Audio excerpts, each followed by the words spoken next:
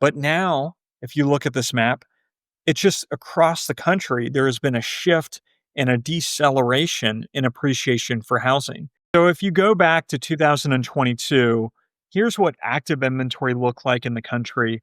Everywhere that is dark brown, which is essentially the whole map here in April 2022, was below in, April 2019 levels.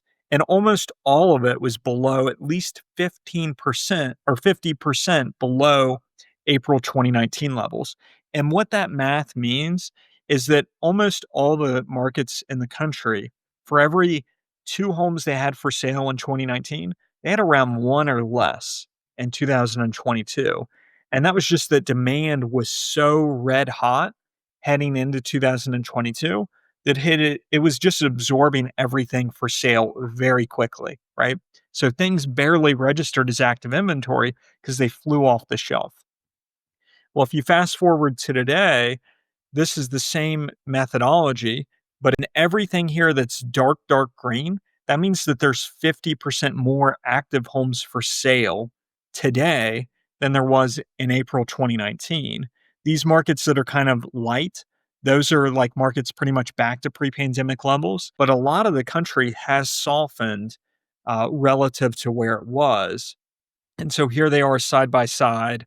So if you look at the map on the left, this is year over year home prices last spring. So comparing April 23 to April 24. And what you will see is there's a lot more dark blue still, a lot more blue in the map. But now, if you look at this map, it's just across the country, there has been a shift and a deceleration in appreciation for housing. And so the places that were falling, they're falling more. The places that were seeing a little bit of appreciation, they've gone flatter to slightly down. And the places that were seeing elevated appreciation last spring, those places are seeing very faint levels of appreciation this year. So the regional variation is still at play in terms of the Gulf and the Sun Belt being the weakest and the Northeast and the Midwest being the tightest. But directionally, this whole thing has shifted in a softness direction towards buyers over the past 12 months.